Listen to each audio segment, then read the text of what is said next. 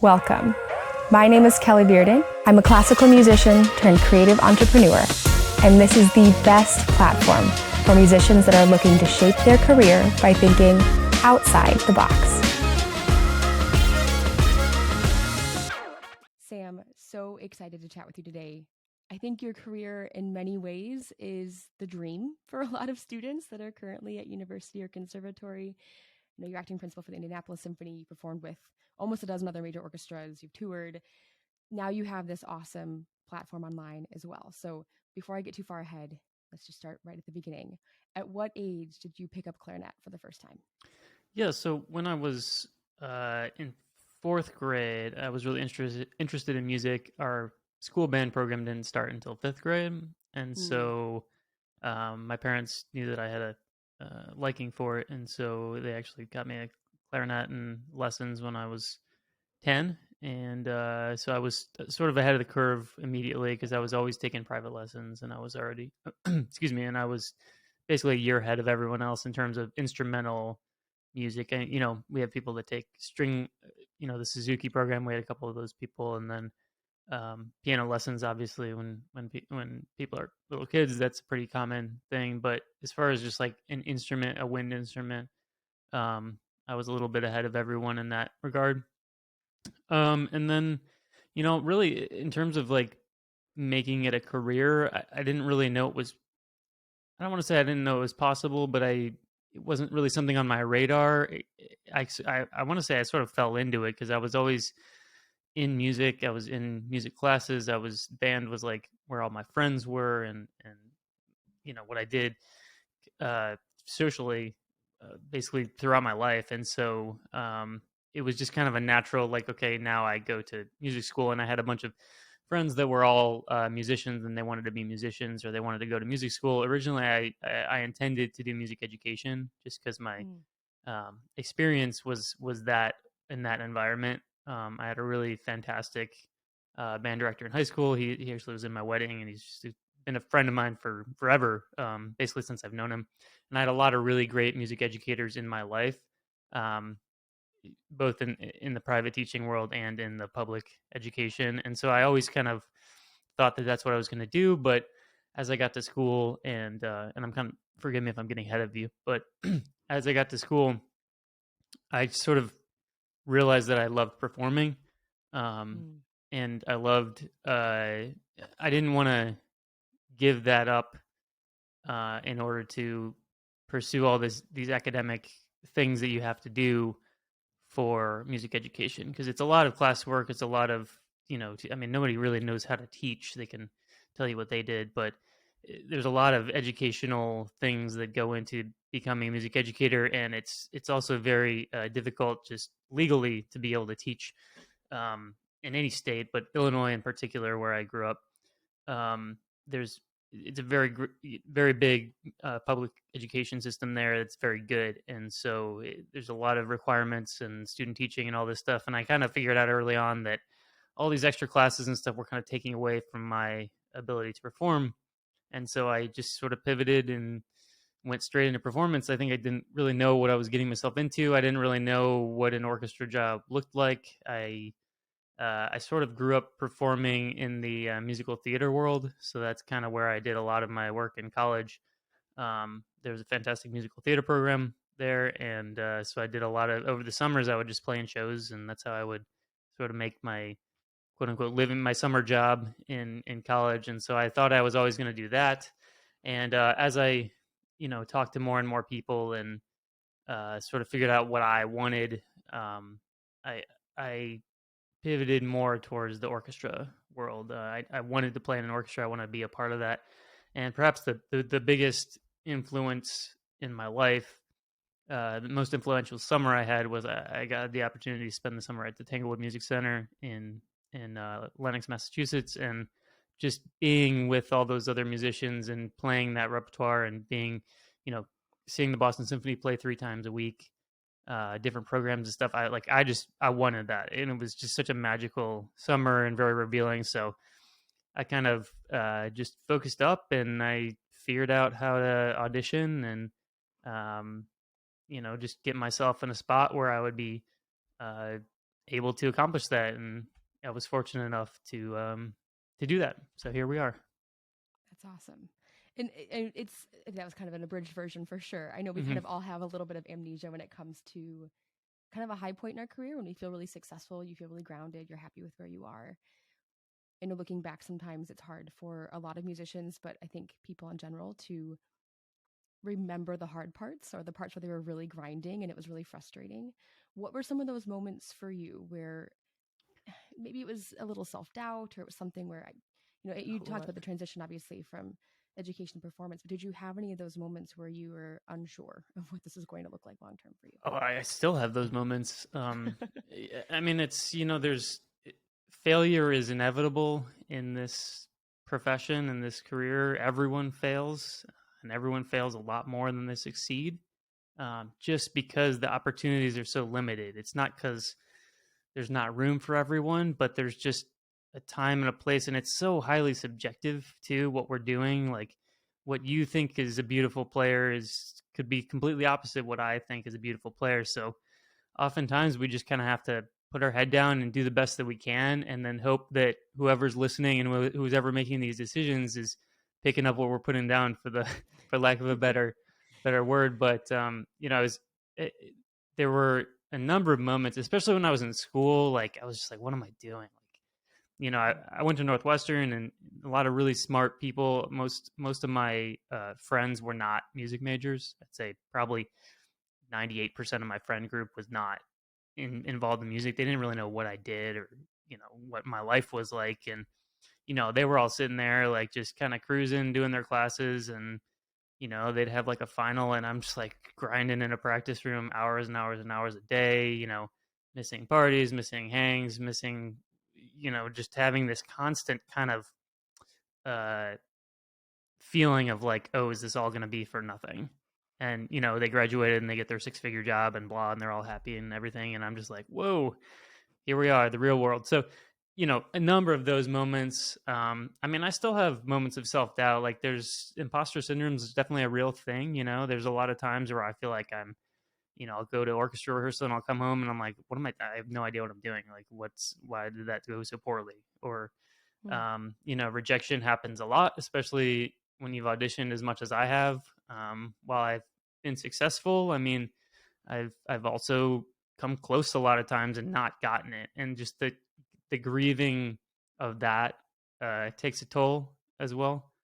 Um, but looking back where I am, I mean, you said there's a lot of people dream to be where I am, and it's funny because I don't, until you said that, like I don't really think of it that way, because I'm always trying to like improve my situation, or accomplish something more. It's just kind of that drive. I think it's that musician mindset of, it's very Sisyphusian. You're always trying to get just a little bit farther, but you can't quite press the hill. And I'm not sure if anyone's ever really satisfied with uh, where they, there's always an opportunity that you could potentially get. So but it's part of the reason why it's such a rewarding career, is that there's no reaching the end.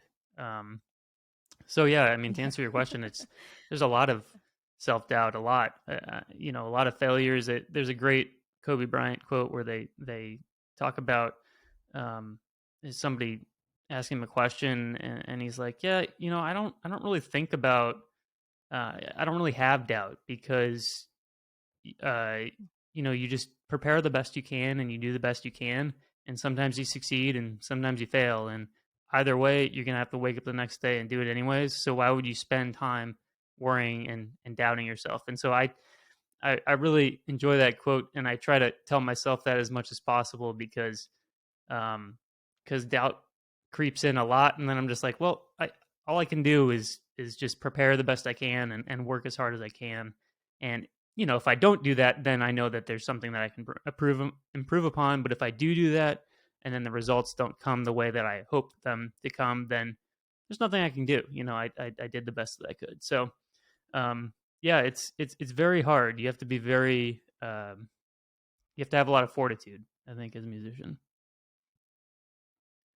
Excuse me. What does it look like to build that fortitude? You're fine. What does it look like to build that fortitude? Because I think there's a period you graduate from Northwestern and then now what, right? It's just audition right away, but you're kind of balancing. I'm sure you're working and trying to Yeah. prepare for auditions, and you're trying to figure out what that next step is going to be as you're building that path forward and trying to figure out where you're going to land. What tools helped you, or what kind of routine helped you, or what was helping you build that mental fortitude and also keeping you going? Yeah, I think for me, it's just there's this uh, unrelenting drive to just, or at least when I was in that position, there was an unrelenting drive for me to just like, I set out to do this and I'm going to do it and I'm going to commit to whatever I need to do it. So for, I'd say probably, oh man, at least 2 or 3 years of my life, I pretty much every decision I made had to do with, is this helping me get closer to getting one of these jobs? From how I spent my time socially to when I slept to when I ate to when I exercised to, it was all planned and predicated around how I can practice, how I can prepare. Um, and when I wasn't practicing and playing, I was researching or, listening or doing whatever I needed to do to just keep myself in that environment.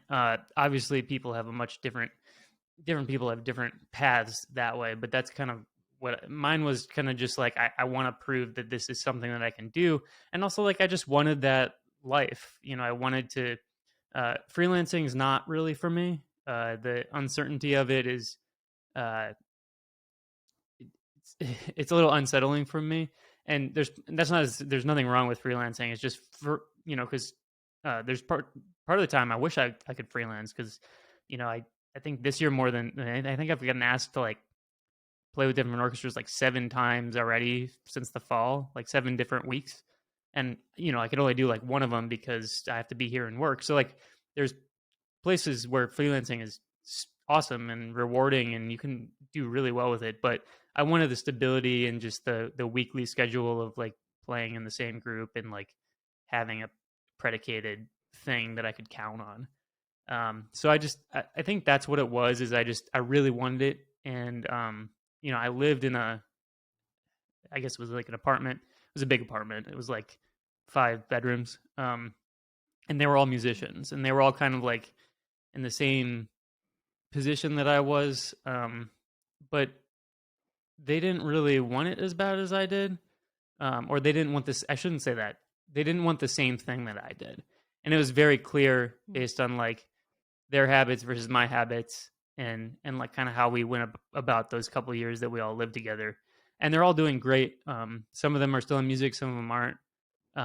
But like it was very clear that like I wanted the orchestra path, and they all noticed it too, because they were just like, dude, you practice all the time, like what do you. And when I wasn't practicing, I was I was working with orchestras and stuff, and they were kind of like navigating it a little bit differently. They were more into teaching or freelancing or whatever, and they were just kind of like fine with that. But it was very clear that like that was the path that I wanted to go on. So I think that's what it was for me. It's just like I just wanted it really badly, um, and I wasn't gonna stop until I got it. That's awesome. I think this is something, what you just described too, in the stark difference between your roommates. This is something that I think a lot of students, especially when they're in university, struggle with is, you know, there's some people that want to practice 6, 7, 8, 9, 10 hours a day. And there are some that maybe that's not where their focus is. They love playing, but that's not what they're trying to do long term. And sure, there's a right way to do it, and we obviously all want to be progressing. But I also agree with what you're saying, that there really isn't a right or a wrong career path or choice in how you move forward in that. But when you were creating this for yourself in that kind of 3-year period where you were taking the auditions and you were preparing, and this was your sole focus, and getting the job was the sole focus, what did that daily routine look like for you on an average day? Oh man, I gotta remember. I think a lot of it depended on what I had during the day, because at that time too, I was in the Civic Orchestra in Chicago, and I was subbing in Milwaukee and like some other places. So a lot of it depended on that. But like the days that were just like me alone, I had a audition I was preparing for. A lot of it was like, and we could only practice in our apartment from like 10 to 8 because we had downstairs neighbors, and that was like part of the agreement. It was great. It was a really worked out really well. But like as soon as the clock struck 10, it was like boom, clarinet's out, playing for at least an hour. Usually, what I would do is I would do an hour of like scales or some sort of warm up, and then I would only practice for an hour at a time, and then take at least a half an hour or 15-minute break, just because just mental reset. Um, and then like throughout the day, it'd be anywhere for probably 4 to 5 hours of playing. Um, and then yeah, and then when I wasn't playing, I would do a lot of listening to a lot of players that I really respected. Um, but yeah, I was also fortunate that I had enough work playing wise and teaching that I didn't have to supplement my income with another job. I know that's a really challenging thing. And I don't really know how I could have done it if I had to do that. So massive respect to anyone who's out there trying to do that. That's very difficult and challenging. And then when I had to teach and stuff, there was a high school that I taught at, and I would just go there, and in between the lessons, I would basically just practice. So because there'd be uh, like I guess the lessons were like 25 minutes, half an hour, or whatever, and then there would be some breaks in there, so I would practice during the breaks. But yeah, it was pretty much like wake up, get going, and then every decision I made throughout the day was like making sure that I had those blocks of time where I could practice. Since you are playing so much and you have played so many hours a day for such a long period of time, how do you prevent performance injury, or what are some things that you've found have helped to support that? I know you mentioned exercise before, so I'm assuming that's part of it, but what does that look like for you? Yeah, so I will say now that I don't practice nearly as much as I used to, um, because I learned how to practice a lot more efficiently. So when I was in that period of time, I didn't know what efficient practice was, and especially at man in my time in school.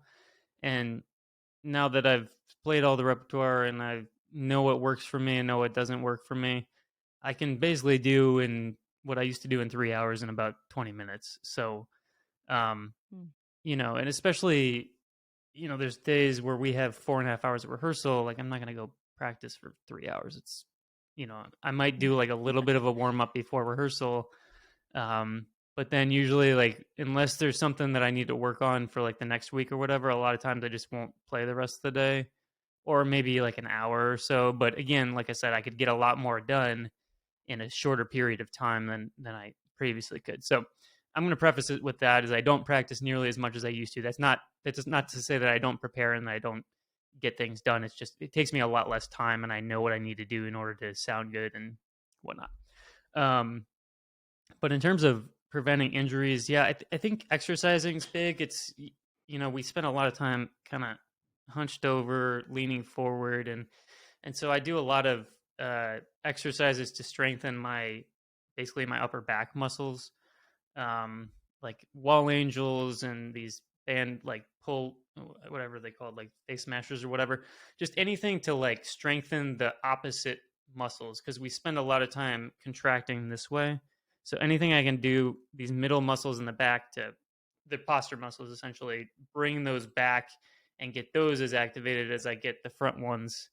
Um, those are really helpful for me in terms of my back. I mean, I still have issues just because you play that much, it's going to happen. Making sure you have the right height of your chair and like all that kind of stuff is really important, I think, because you don't want to be sitting in a chair that's too short. It'll cause a lot of issues, or too tall, or whatever the case is. Some people use like a little angled cushion so they get a little bit more forward leaning. Whatever works for you, whatever is most comfortable for you to be sitting for that long, is important. I do use a neck strap occasionally. I don't. There used to be a big stigma with it. I think that's gone away, thankfully.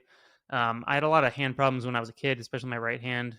I don't know who listens to this podcast, but clarinetists hold their clarinet in their right hand, and it's way. You hold anything. I've got a Diet Coke hand, but if you hold this for 4.5 hours, your arm is going to get tired, and so it's not like the clarinet's not heavy, but if you're playing it for 5 hours a day, it's Right. heavy. It's going to be heavy. And so, especially if I have to stand up to play, I'll use a neck strap. Sometimes in rehearsal, I'll use it just to give a little bit of a break to my right hand. Um, yeah, mainly just like making sure that I'm keeping things activated and doing things other than clarinet playing, so it evens out the tension of all the constant playing. And I will say I'm the first person to admit that I do not do as good of a job about this as I should. But it's something that I'm moving forward going to focus more on, is just making sure that my career is going to last longer than 40 when I'm 45 years old. So Well, I think there's a lot more content about this on social media too right now. I think on TikTok and Reels, as you're scrolling through musician TikTok, especially, you just find so many more people talking about this. And I feel like when I was in school, it wasn't as discussed. I remember starting to have TMJ issues, and like no one knew what to do. Like it was kind of, right, take a break, or like ice, or take some Tylenol or Arnica gel, and like that was it. That was the only recommendation. There wasn't a whole lot else out there. So it is yeah. important to be taking care of yourself that way. And Absolutely. I'm actually thankful. When I was in school, I was having, basically at the end of my high school career, I had a ton of problems with my thumb, my right thumb, and Mm. everything. And then I think it was in my first or second year in college, and I was in this coaching, and this woman, she's a piano teacher, Sylvia Wang, she's amazing, I love her. And I was having trouble during one of the rehearsals. She noticed that I was like rubbing my arm and stuff, and I was like, "Oh yeah, I've just got some problems." And she's like, "We're ending this rehearsal right now. You need to email this person and go here." And so, because she, Wow. she'd been playing forever and teaching forever, and she's like, people go through these playing injuries and they say, well, I can't afford not to play. And she says, no, you can't afford to play right now. So, Mm. anyways, I went and saw a specialist. There was this woman, her name is Alice Branfenbrunner. She specialized in musician injuries, and so she kind of like helped me through a lot of those things. She's deceased now, but she's a really cool person. Obviously, she's seen everything. Um, yeah, so she helped me like kind of change my um, hand position and the way that I held the instrument and stuff. Like she was a big fan of like bending your thumb, Mm. um, your right thumb, because it alleviates some of the pressure. Anyways, there's all these various things that I could do to kind of Interesting. help it, and it's always been a bit of an issue, but it's certainly not debilitating now, which is great. That's awesome. Yeah. That's awesome. So in your field right now, since you are playing with the orchestra and you've had this major orchestral career since you've graduated, and I know, like I kind of mentioned before, you've been all over, including Milwaukee, hmm which is great, which is where I'm from. So tons of local connections there. When you think about the field as a whole, are there any myths or misunderstandings that you think students, as they're working towards a career like this, may have, or any um, I don't know if it's myths or like misunderstandings necessarily, or maybe fears about the career that you have found to be unwarranted? Yeah, well, I think one of the big ones that I always hear about auditions is that you have to play perfect in order to like. It's Mm. just so not true. It's so not true. Like I can usually tell within 10 seconds of someone playing whether I want to play with them or not. And usually after that 10 Interesting. seconds, it doesn't really matter what they do after that. I mean, sometimes it does. Sometimes people redeem themselves a little bit more, like maybe they sound better on a certain excerpt or whatever. But to insinuate that you need to play a note perfect audition in order to like win a job is just not true at all. I'll tell my story from Indianapolis. Uh, there was uh, there's this Rosenkavalier excerpt on bass clarinet. It's really hard and ridiculous, and and I just played it awful. I just did not play it well, and they asked me to do it again. And the same thing. There was one side I just couldn't play, and they still passed Mm. me to the finals, and then I won. Um, so like I think that's a big thing. Is like people are like, oh well, if I only would have done this, if I wouldn't have made this mistake on this, then I would have passed. It's like it's an overall concept of things more than it is individual breaking down. Like I hear a lot of people after auditions like, oh, like, well, I missed a note on this or I squeaked on this or whatever. And I'm sitting there like, there's no way that that's why you didn't pass. Like you didn't pass because it was probably out Mm. of tune or out of time or whatever. Like or they Mm. didn't like your concept of sound or whatever the case was. But I think that that's a big rumor that I like to dispel is like, it doesn't need to be perfect. I mean, obviously if the mistakes add up, then there's an issue, there's a more long, trend of issues. But at least when I listen to auditions, like I'll forgive all kinds of mistakes if it's someone that I like they're playing, because everyone messes up. I mean, it's just so. I think that's probably a big one for me. Let's see, any other myths? Oh yeah, you will never have more time than you do when you're in school, because you gotta work and you gotta pay bills and you gotta sometimes kids come along, sometimes whatever the case is. There's a lot more travel. You gotta come along. yeah, you gotta feed yourself. Like there's all these different things that come in, and if you think you're busy when you're in school, talk to Kelly or talk to me. I promise you're not busy. There's a bunch of other stuff that comes on that fills your day up. So take advantage of that if you have the chance when you're in school. Just make sure you're there, and there's obviously time for leisure, but I think that you got to make sure that you make it worth your while, because you will never have more time than you do when you're in school.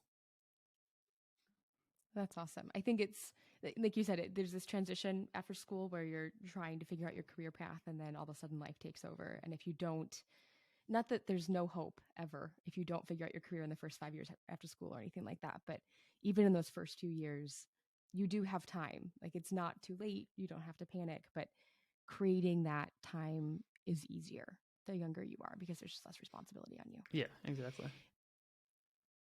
So speaking of time and other projects, obviously you're playing right now with Indianapolis, but you've also started this really cool YouTube channel. You've got the Candid Clarinetist running. You've got a podcast series on different setup options. I think I watched a video recently that was like, yeah, I just got a small shipment of new Tosca clarinets or something along those lines. Like, oh, a small shipment. Yeah. You're obviously testing a lot of material and a lot of different cool equipment for everyone. How did that come to be? How were you inspired to create that channel? Yeah, so the whole thing kind of came about because I wanted a way to stay connected when we weren't playing, basically. And so I felt like there was a void I think there's still a void in classical music in terms of content. Like it's like 8 years behind everything else. I mean, you go and you look up, for example, I got really into cameras because I, just started doing all this stuff. And you go to like YouTube and you search cameras, and there's 3,000 videos of people reviewing one camera, and there's 0 videos of people reviewing instruments, right? And so it's just there was such a big void, and I felt like especially there was a void for someone who is in the profession, at least in the orchestra profession, and like doing it professionally. And then so it originally started as just a podcast, like, but as it grows and learns, it kind of becomes this conglomerate thing, as you know. And so I started interviewing other clarinetists, and it started basically as just kind of my buddies and my friends, the people that I knew well, and then I started branching out, and I can't remember how I found you, but I think I found you on Instagram or something. But yeah, I Instagram found or Facebook, I think. yeah, and I found a couple people like that where I was just like, oh, this person seems cool, so I invited him on for an episode, and like your episode just like blew me away. I was like completely baffled by this thing you created, and so just like having someone that is kind of in that world and just speaking very down to earth about what is happening in the clarinet world, because there's a lot of like you don't get that kind of candidness via teacher student interactions, at least at the university level. There's a huge smokescreen where there's like, I'm the teacher and I know everything. Like people kind of like idolize these people, and they can do no wrong, but in reality, like everyone struggles with everything. At least I do.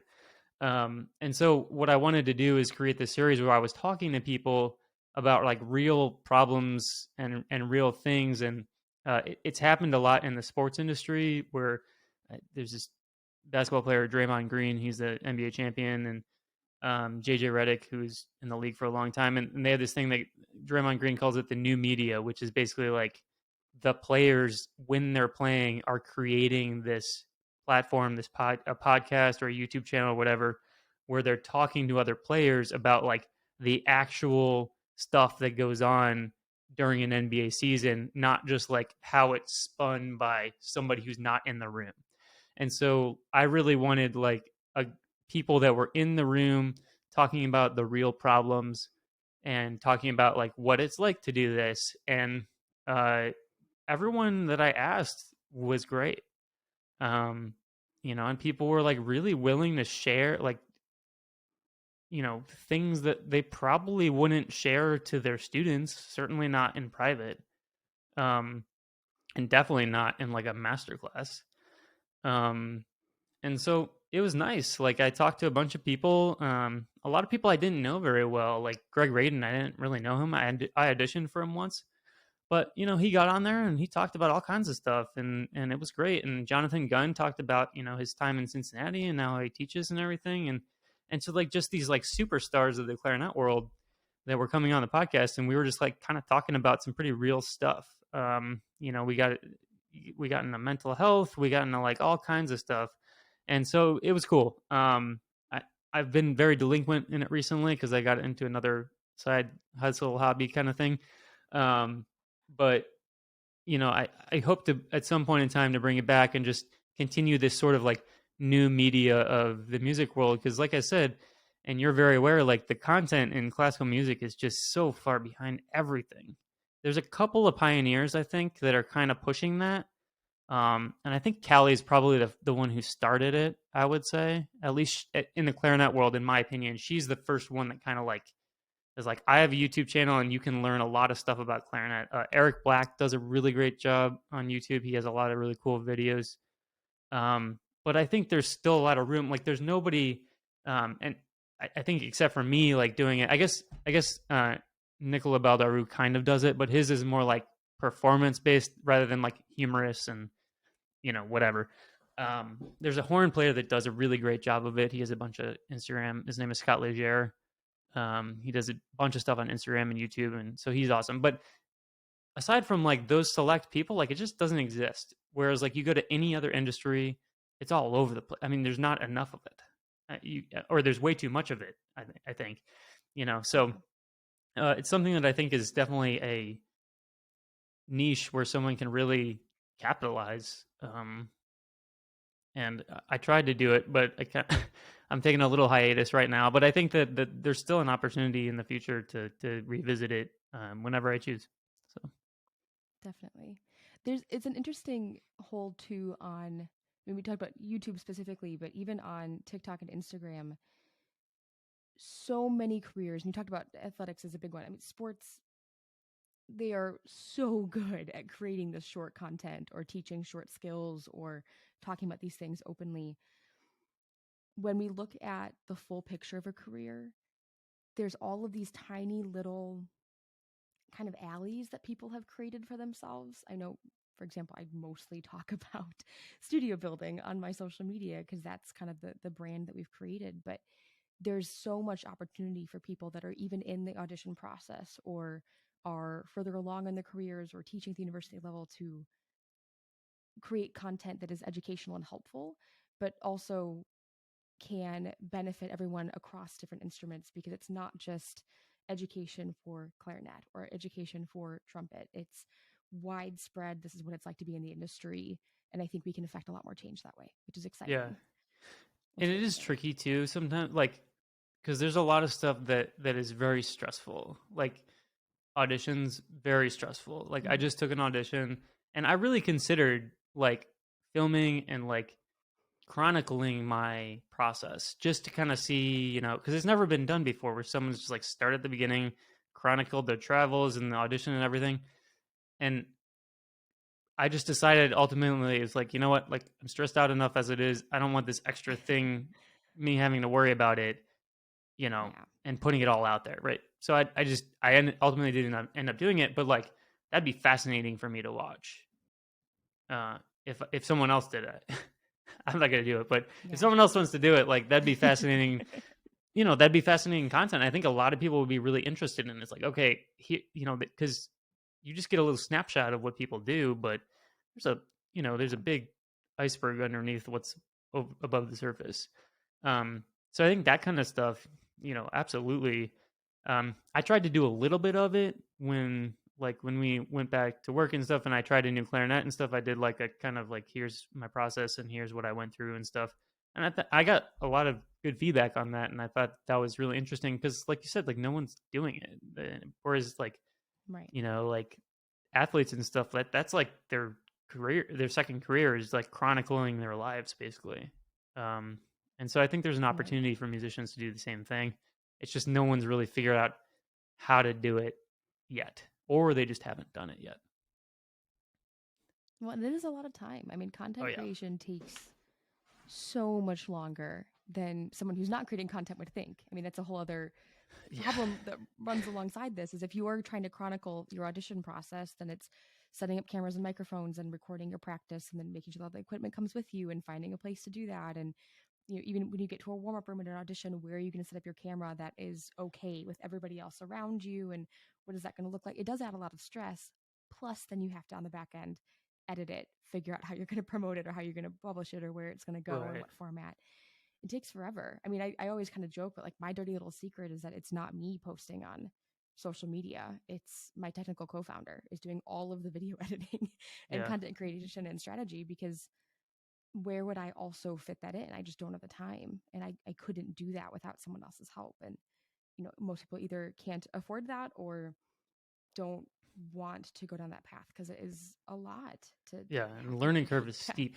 alongside your job. Mm. Oh God, Yeah, yeah. to create good content is very, it takes a lot. So, like if you go and listen to like my first couple podcast episodes, like they're not a disaster, but like they're not anything like the more recent ones that I've done. More recent ones I have like video and all this stuff, and then you look at like my first YouTube videos and then you look at like the most recent ones, like there's a stark difference. And then you look at like my other YouTube channel, like those videos are just like, well, far and above like anything that I ever did, but I already had the start. I already knew kind of what to do. And then you get into like creating thumbnails, like how do you make people click on it? How do you get the algorithms to pick it up? All this stuff, and it's a steep learning curve, and I still don't know half of what I could possibly know about it. Um, and then even just like the technical aspects of like learning how to use video editing software, like learning how to uh, like EQ audio and apply a compressor and do all this other stuff. I mean, it took me a lot of time to just learn about that. Unfortunately, I love all that stuff. Like it's really interesting to me, and I love gear and I love tech, and that stuff is so it's actually pretty fascinating to me to learn about that. But it it takes a lot of time. It's not as simple as just like pulling out your iPhone and filming yourself. I mean, you can do that, but Right. it's not going to get you the same kind of exposure that you can if you really do it properly. Right. Well, especially on YouTube. I think there's a really high expectation for content on YouTube. It has to be well produced. It has to have the thumbnail. The content just does better that way. And then on the like complete stark opposite difference is TikTok, where at face value, like Gen Z doesn't care. They Yeah, really don't care about the production value. Like your iPhone is great. That's what they want. Like your yeah, iPhone and your AirPods is exactly what they're looking for. But even that, there's a completely different style and promotion and how you're going to phrase things. And it's yeah. Well, very even complicated even just to simply master knowing that. like when do you film in landscape and when do you film in portrait.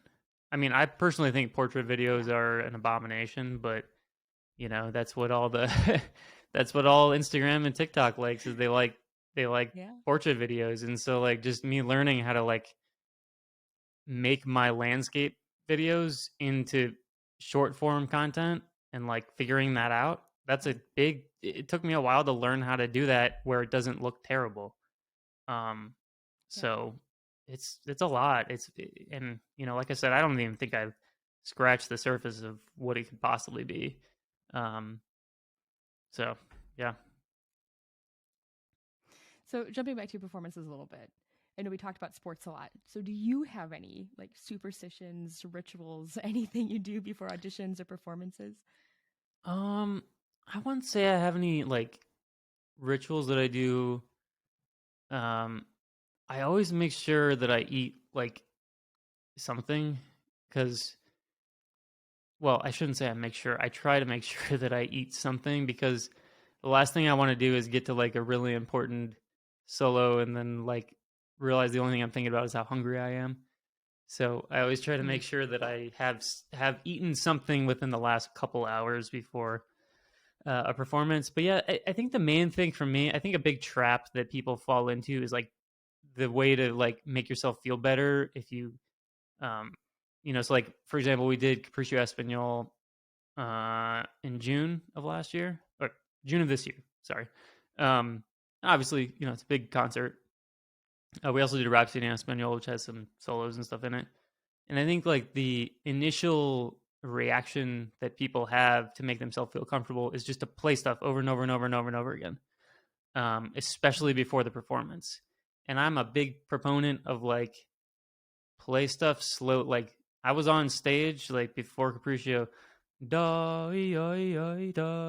I mean that speed because that's a way for me to kind of like relax.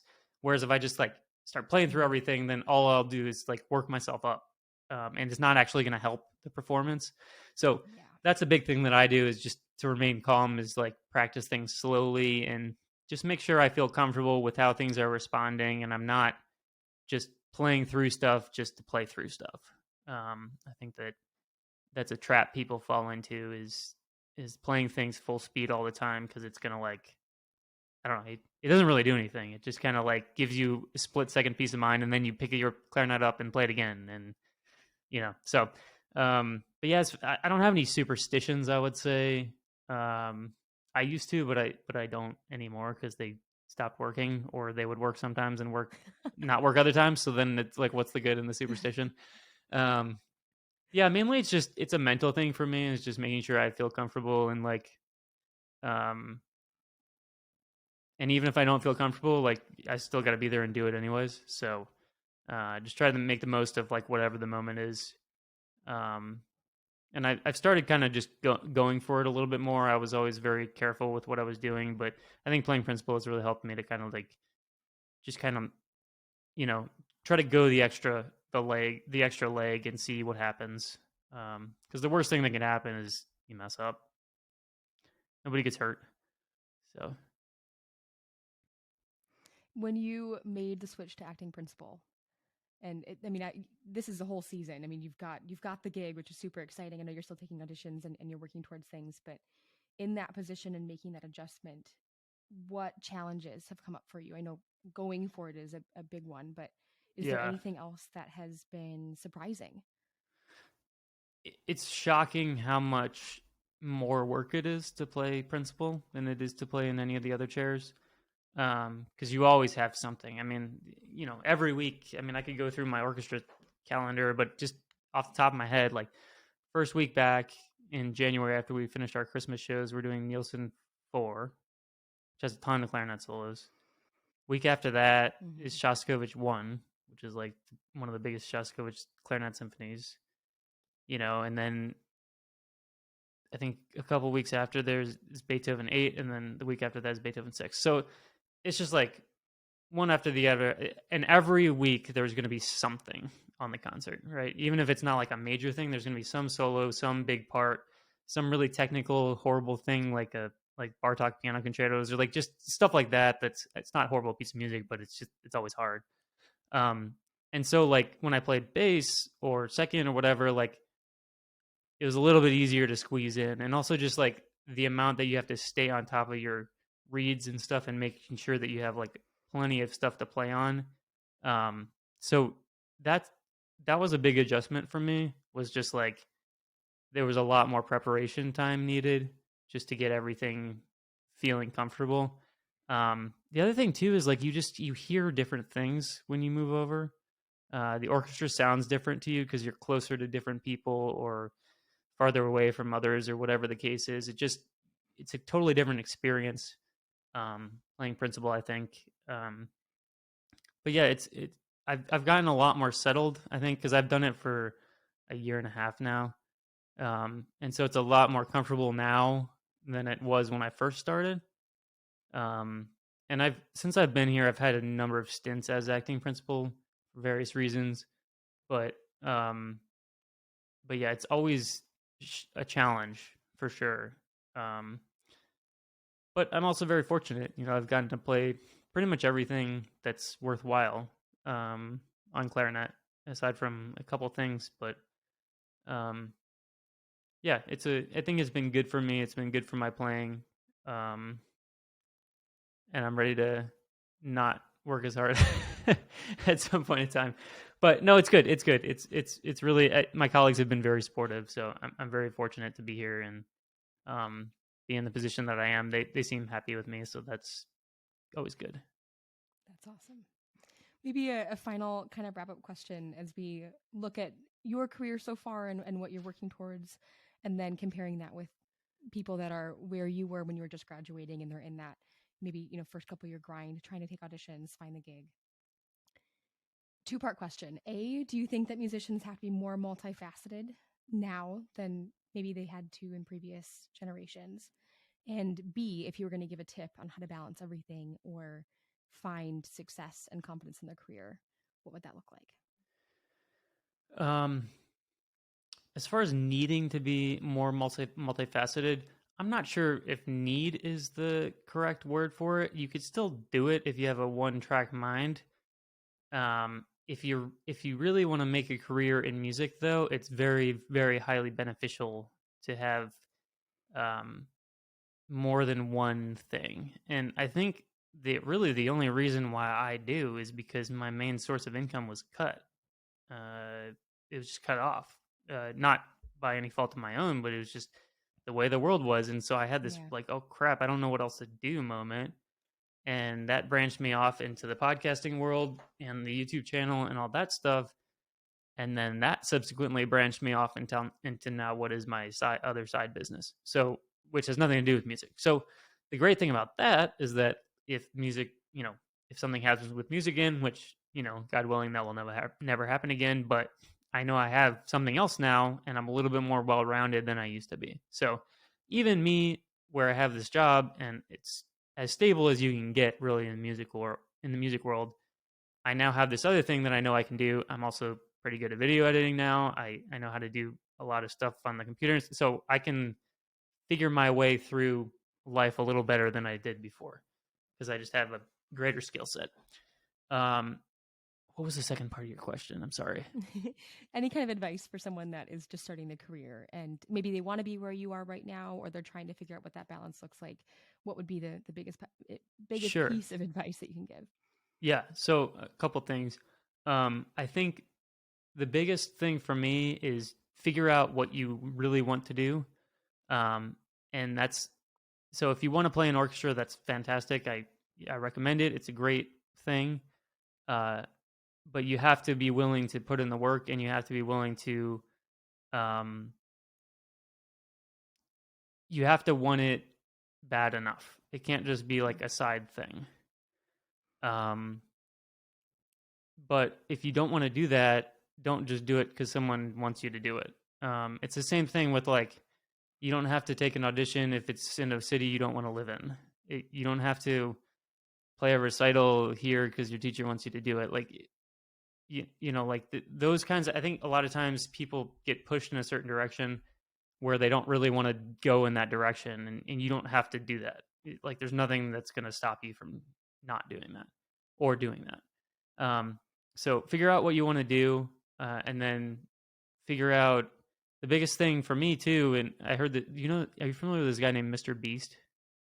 Oh yeah. Okay, yeah. So Definitely. he had this interview on Joe Rogan, and he's like, you need to figure out what you want to do, and then talk to the people that have done it, because they're like basically like a cheat code for getting to where you want to go. So if you want to be in an orchestra, like reach out to the people who play in an orchestra and figure out how they got there, what they're doing, what they sound like, all this kind of stuff, and that'll be your quickest path to getting there. Because if you want to be in an orchestra and you're taking lessons with someone who plays in the studios in LA, like it's not going to get you there quicker. And there's nothing wrong with that. That's a great job as well. If you want to play in the studios in LA, talk to those people. Take lessons with them. Figure out how to get in that way. So I think that was great advice by him. Just being like, those are the people who you need to talk to because they're the ones who have done it. Um, and then I think that the other thing too is like there's a lot of doom and gloom around our industry. Always, there always has been. It's like, oh, it's not important. It's not going anywhere, or It's dying. Yeah. yeah, it's dying. Like the audiences are dying. Like they've been talking about that since like 1920, and we're still here. So, um, there's nothing that can replicate a live performance by a full symphony orchestra. You cannot physically do it. So, um, try to block out that noise, and you'll hear it from various people or various things. If it's something that you want to do, then just do it and be proud of yourself for accomplishing it. Um, so I think, did I answer your question? Yeah, definitely. Okay, I get Very thoroughly, sidetracked on all honestly. these various things, and I No, that quote was great. athletes and Mr. Beast. So um, For anyone that doesn't know Mr. Beast, you should definitely look him up on YouTube. He spends like something like $1 million per YouTube video, and it's just he just ridiculous, like like gives away stuff. game I don't even show know what he does, but he wild. like, yeah, he like one video he like bought a house and like gave it to some guy. I don't know, it was weird. So they like redid the whole house and like gave it to this guy. So Yeah, anyways, but I thought that was good he has advice. a ton Just of talk to the fun. people that have done it. Absolutely, absolutely. Well, I appreciate on that note too you being so open and sharing what it's taken for you to build your career and to get to this point. Um, I, I said wrap up question before, but now for real, the last Sure. question. Is there anything you're excited about in the future in your career? I know you're still taking auditions. You've talked about this other side project. What are you working on that really has you excited right now? Yeah, I'm in a weird place right now because and I told my wife this, but I accomplished everything that I wanted to ever accomplish on my instrument by the time I was 30. So I'm in this weird place where it's like, Now what? yeah, where it's like I can be just happy, just kind of, doing my job, and I like my colleagues. I like living here. Mm-hmm. My wife's got a great job, and we've got a really cute dog, and might get a sibling at some point. Um, you know, so like things are good, um, but I think there's also like the drive to like to do something else, to have a new adventure. So, I'm at the point where like I'm focusing a lot of my time on just like, you know, I think I just want to prove to myself that like I could do it to the next level if that's available to me. And I know I can. It's just a matter of like, is one of these opportunities going to work out or not? Um, so yeah, I think that's what it is. Is like I, after my last audition, I got really inspired to just like, okay, like what little minute changes do I need to make to make sure the next time I kind of like push it over the top. So like the little minutia of it is actually really intriguing to me because I think the macro is there. It's just like, how do I get that extra 1% I need to like get it there? So I think that's part of my mindset is I'm just like trying to find that extra little 1% and see where it takes me. But I'm very thankful. I've had a lot of really amazing opportunities over the last year, even as a lot of orchestras are coming back the pandemic. I've been asked to play with various groups that I've never been asked to play with before, and my wife's going to be able to come with me on a couple of those, so that's always fun, just like going and exploring a new place. But yeah, no, things are good though. Like I'm happy, and I also have this little side business, and that's been fun too. Because anytime the orchestra is in a lull or I have some time, I can put it towards that, and that's always fun for me as well. So um, yeah, I know uh, you're dropping hints towards your side business. What yeah. is Should I your just side say it?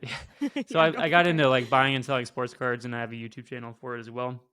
And Nice. so that's been a big focus for me, and I think having that outlet that's not music has been really good for my playing as well, because it's just kind of like given me something that I can focus my energy on.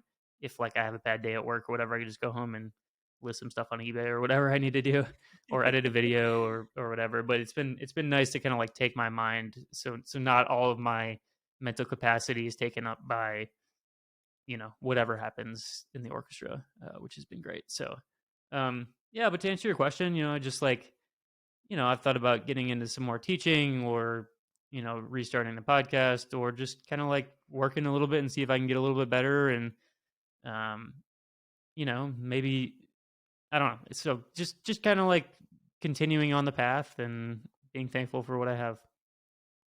That's awesome. Well, congratulations again. I mean, you really have done so much, not only to accomplish by 30, but since then, you've just really done an incredible job with your career. And it's exciting to see where you're going. And also, as a clarinet player and as a musician that is trying to create more content, I really appreciate how much you are willing to share, not only here, but on your channel. There's so much good information. And I don't think it's just applicable for clarinet players. It's really, really solid conversations with other orchestral musicians, other really successful people in this industry, but also just really great information about your path and progress and what this has looked like. So for anyone that's listening, if you like this episode, please go check out the Candid Clarinetist. There's a ton of great stuff on Sam's YouTube channel. And I'm sure you've probably got links there too, to the sports cars if people are interested in that too. I think there's a lot of people that are interested in both. So it's really exciting.